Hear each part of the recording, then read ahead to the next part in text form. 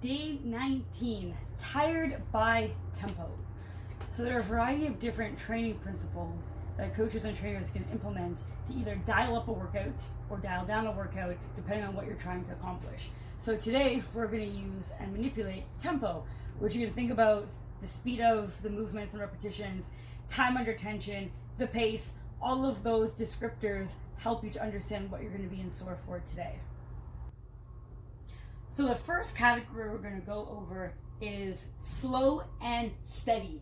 This is going to be a 5-second down and a 5-second up tempo for 8 repetitions. We're going to complete that for all 4 movements before going into a different tempo. Movement number 1 is a goblet squat. So if you've got some weights at home, great, use those. If not, you can use some other household items, log, case of water, animal, child, whatever you've got at your disposal. So you're going to load your weight in the front of the body, squeezing the elbows in nice and tight so that you're also getting some activation through the upper body and the core, not just the lower body. We're then going to descend into our squat pattern for 5 seconds down, 5 up. 1, 2, 3, 4, 5. 1, 2, 3, 4, 5. That's 1 rep. We're going to do 7 more. Bent over row, pushing the hips really far back. So you're in that deadlift position, pressing out through the heels to get the glutes a little bit more involved in the lower back. Pulling all the way up for 1, 2, 3, 4, 5, and then lowering for 1, 2, 3, 4, 5. That's 1 rep, 7 more. Romanian deadlift. If you've got 2 items of somewhat equal weight, you can hold them on both sides of the body. That's not an option for me, so I'm going to take 1 load and hold it really tight to the front of my body. I'm going to start from a standing position, push the floor apart, create lots of tension. I'm going to think about pulling this kettlebell apart so I've got more tension than I need to. I'm going to shoot my hips back, bringing the kettlebell down in line with the rest of my body. I'll get to the depth that my hips have, and then I'm going to stand back up. Now remember the tempo here, so thinking 1, 2, 3, 4, 5, and then up for 1, 2, 3, 4, 5. A little bit different than a traditional deadlift where you might go all the way to the floor. There's a lot of knee involvement depending on your height. This, we are not going to go to the floor. We are just going to go to the end range of our hip, and then we're going to stand back up.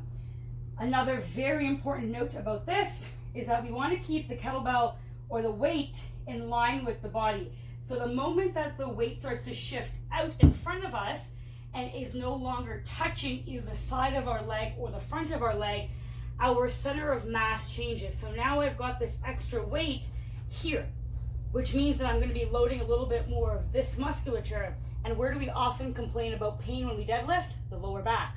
So let's try to mitigate that by keeping the load touching our tights or our pants or our skin the entire duration of the movement. Push up. 5 seconds down, 5 seconds up. 1, 2, 3, 4, 5. 1, 2, 3, 4, 5. Back to the goblet squat for a little quicker. 2 down, 2 up. 1, 2, 1, 2, 1, 2, 1, 2 for 15 reps. Bent over row. 1, 2, 1, 2, 1, 2, 1, 2.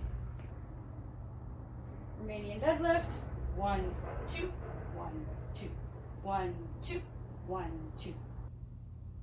Push up. 1, 2, 1, 2, 1, 2, 1, 2. Turtle time squat. 1, 2, 3, 4, 5, 6, 7, 8, 9.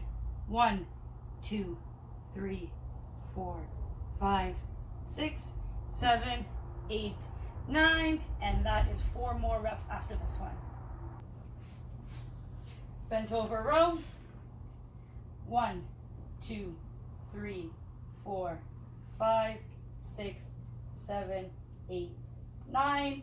1, 2, 3, 4, 5, 6, 7, 8, 9. Push up. 1, 2, 3, 4, 5, 6, 7, 8, 9. 1, 2, 3, 4, 5, 6, 7, 8, 9.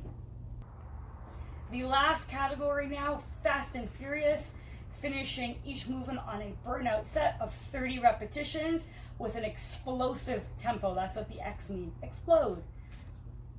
1, 2,